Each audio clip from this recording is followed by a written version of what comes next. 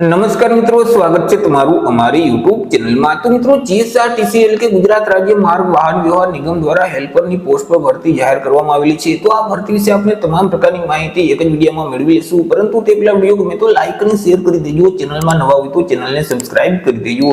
તો ચાલો મિત્રો, વિડીયોની શરૂઆત કરીએ।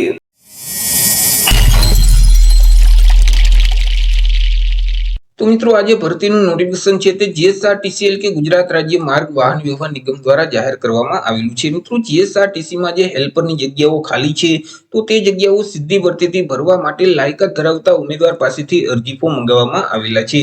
તો સૌથી પહેલા આપણે ચર્ચા કરી લઈશું કંઈક અગત્યની તારીખ વિશે। હવે મિત્રો, આ જે ભરતી છે તેમાં જો તમારે અરજી કરવી હોય તો ઓનલાઈન અરજી ફોર્મ ભરવાનું રહેશે। ઓનલાઈન અરજી ફોર્મ આજથી એટલે કે 6 ડિસેમ્બર 2024 થી શરૂ કરી દેવામાં આવશે। 6 ડિસેમ્બર 2024 થી લઈને 5 જાન્યુઆરી 2025 સુધીમાં તમારે ઓનલાઈન અરજી ફોર્મ ભરી દેવાનું રહેશે। ઓનલાઈન અરજી ફોર્મ જે ઓજાસનું પોર્ટલ છે એટલે કે ojas.gujarat.gov.in નામની વેબસાઇટ છે તે વેબસાઇટ ઉપર જઈ અને 5 જાન્યુઆરી 2025 સુધીમાં તમારે ઓનલાઈન અરજી ફોર્મ ભરી દેવાનું રહેશે। જો મિત્રો તમારે આ ભરતીમાં ઘર બેઠા જ ઓનલાઈન અરજી ફોર્મ ભરવું હોય તો અમારા જે WhatsApp નંબર છે 6352228352 આ નંબર પર તમે WhatsApp પર મેસેજ કરશો કે અમારે હેલ્પરમાં અરજી ફોર્મ ભરવું છે તો તમને નજીવી ફી સાથે ઘર બેઠા જ ઓનલાઈન અરજી ફોર્મ ભરી દેવામાં આવશે। ચર્ચા કરી લઈએ જગ્યા વિશે કે કુલ કેટલી જગ્યા છે અને કેટેગરી મુજબ કેટલી જગ્યા રહેશે। તો કે કુલ 1658 જેટલી જગ્યા છે। આ જે 1658 જગ્યા છે તેમાંથી જે બિન અનામત એટલે કે સામાન્ય વર્ગના ઉમેદવાર માટે 737 જગ્યા છે કે જેમાં સામાન્ય સીટ છે તે 494, જ્યારે મહિલા માટે 243 જગ્યા રહેશે। ઈડબ્લ્યુએસ એટલે કે આર્થિક રીતે નબળા વર્ગના ઉમેદવાર છે તો તેમના માટે 194 સીટ છે કે જેમાંથી સામાન્ય જગ્યા છે તે 130 રહેશે, જ્યારે મહિલા માટે 64 જગ્યા અનામત રહેશે। ત્યાર પછી એસસીબીસી એટલે કે સામાજિક અને શૈક્ષણિક રીતે પછાત વર્ગના ઉમેદવાર છે તો તેમના માટે 364 જેટલી જગ્યા છે। આ 364 જગ્યામાંથી સામાન્ય જગ્યા છે તે 244 રહેશે, જ્યારે મહિલા માટે 120 જગ્યા અનામત રહેશે। એસસી એટલે કે અનુસૂચિત જાતિના ઉમેદવાર છે તેમના માટે 103 જગ્યા છે। 103 જગ્યામાંથી સામાન્ય સીટ છે તે 69 જેટલી છે, જ્યારે મહિલા માટે 34 જગ્યા અનામત રહેશે। એસટી એટલે કે અનુસૂચિત જનજાતિના ઉમેદવાર છે તેમના માટે 260 જેટલી જગ્યા છે। આ 260 જગ્યામાંથી સામાન્ય જગ્યા છે તે 174 રહેશે, જ્યારે મહિલા માટે 86 જગ્યા અનામત રહેશે। આવી રીતે કુલ જે 1658 જેટલી જગ્યા છે તેમાંથી માજી સૈનિક માટે 331 જગ્યા, જ્યારે વિકલાંગ વ્યક્તિ માટે 66 જગ્યા છે તે અનામત રહેશે। ચર્ચા કરી લઈએ પે સ્કેલ એટલે કે પગાર ધોરણ વિશે। ઉમેદવારને પગાર કેટલો આપવામાં આવશે તો ઉમેદવારને પ્રથમ 5 વર્ષ સુધી ફિક્સ પગાર આપવામાં આવશે। દર મહિને ₹21,100 ફિક્સ પગાર મળવાપાત્ર થશે। 5 વર્ષ પૂરા થઈ જશે એટલે હેલ્પર કક્ષાનો જે નિગમના નિયમ મુજબ પગાર આપવામાં આવશે। ચર્ચા કરી લઈએ એજ લિમિટ એટલે કે વય મર્યાદા વિશે। અરજી ફોર્મ ભરવા માટે ઉમેદવારની ઉંમર કેટલી હોવી જોઈએ તો અહીં મિત્રો અરજી ફોર્મ ભરવાની જે છેલ્લી તારીખ છે 5 જાન્યુઆરી 2024 તે તારીખને ધ્યાનમાં રાખી ઉમેદવારે પોતાની ઉંમરની ગણતરી કરવાની રહેશે। 5 જાન્યુઆરી 2024 ના રોજ ઉમેદવારની ઉંમર છે તે ઓછામાં ઓછી 18 વર્ષ અને વધુમાં વધુ 35 વર્ષની હોવી જોઈએ।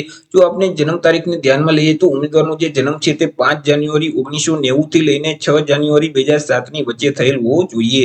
એ મિત્રો, છૂટછાટ વિશે ચર્ચા કરીએ તો બિન અનામત વર્ગના જે પુરુષ ઉમેદવારની ઉંમર છે તે વધુમાં વધુ 35 વર્ષ, જ્યારે મહિલા ઉમેદવારની ઉંમર છે તે વધુમાં વધુ 40 વર્ષની હોવી જોઈએ। તે સિવાય અનામત વર્ગના જે તમામ ઉમેદવાર છે તેમની ઉંમર વધુમાં વધુ પુરુષ ઉમેદવારોની 40 વર્ષ, તે સિવાય મહિલા ઉમેદવારની 45 વર્ષ સુધી હોવી જોઈએ। માજી સૈનિકની ઉંમર છે તે વધુમાં વધુ પુરુષ અને મહિલા બંને માટે 45 વર્ષની હોવી જોઈએ।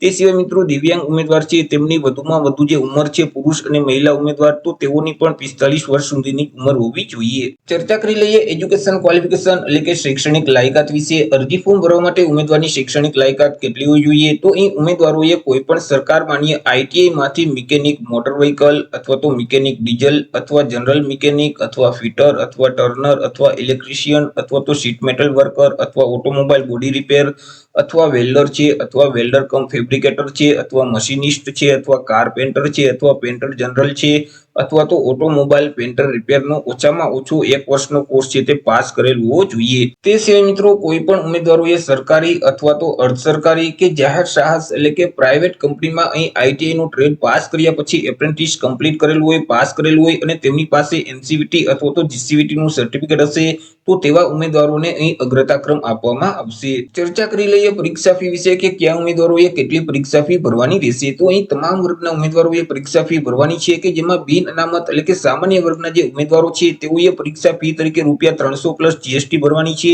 તે સિવાય અનામત વર્ગના જે તમામ ઉમેદવારો છે જેમ કે તમામ કેટેગરીની મહિલા ઉમેદવાર છે, એસસીબીસી એટલે કે સામાજિક અને શૈક્ષણિક રીતે પછાત વર્ગના ઉમેદવાર છે, અનુસૂચિત જાતિ અનુસૂચિત જનજાતિના ઉમેદવાર છે, ઈડબ્લ્યુએસ એટલે કે આર્થિક રીતે નબળા વર્ગના ઉમેદવાર છે, દિવ્યાંગ અને માજી સૈનિક છે। તો આ તમામ અનામત વર્ગના ઉમેદવારોએ પરીક્ષા ફી તરીકે ₹200 પ્લસ જીએસટી ભરવાનું રહેશે। ચર્ચા કરી લઈએ સિલેક્શન પ્રોસેસ વિશે કે ઉમેદવારનું સિલેક્શન છે તે કેવી રીતે કરવામાં આવશે। તો ઉમેદવારનું સિલેક્શન એક સ્પર્ધાત્મક લેખિત પરીક્ષાના આધારે કરવામાં આવશે કે જે હેતુલક્ષી રહેશે એટલે કે તેમાં એમસીક્યુ પ્રકારના પ્રશ્ન પૂછવામાં આવશે। કુલ 100 એમસીક્યુ પ્રકારના પ્રશ્ન પૂછવામાં આવશે। એક પ્રશ્નનો 1 માર્ક, એવી રીતે 100 માર્કનું પેપર રહેશે। પેપર લખવા માટે તમને 2 કલાકનો સમયગાળો આપવામાં આવશે। તમને જે ક્વેશ્ચન પેપર આપવામાં આવશે તેમાં જીકે એટલે કે સામાન્ય જ્ઞાન, ગુજરાતનો ઇતિહાસ છે, ભૂગોળ છે, ગુજરાતના વર્તમાન બનાવો છે તેને લગતા કુલ 30 પ્રશ્ન પૂછવામાં આવશે કે જેમના 30 માર્ક રહેશે। ગુજરાતી વ્યાકરણ સંબંધિત 5 પ્રશ્ન પૂછવામાં આવશે કે જેમના 5 માર્ક રહેશે। અંગ્રેજી વ્યાકરણને લગતા પણ 5 પ્રશ્ન પૂછવામાં આવશે તેમના પણ 5 માર્ક રહેશે। તે સિવાય લાયકાતના વિષય વસ્તુને લગતા જે પ્રશ્ન છે એટલે કે હેલ્પર સંબંધિત જે પ્રશ્ન છે તેવા 50 પ્રશ્ન પૂછવામાં આવશે કે જેમના 50 માર્ક રહેશે। અને કોમ્પ્યુટરના ઉપયોગની પાયાની જાણકારી સંબંધિત જે પ્રશ્ન છે તેવા 10 પ્રશ્ન પૂછવામાં આવશે કે જેમના 10 માર્ક રહેશે। આ રીતે કુલ 100 એમસીક્યુ પ્રકારના પ્રશ્ન પૂછવામાં આવશે। કુલ 100 માર્કનું પેપર રહેશે। પેપર લખવા માટે તમને 2 કલાકનો સમયગાળો આપવામાં આવશે।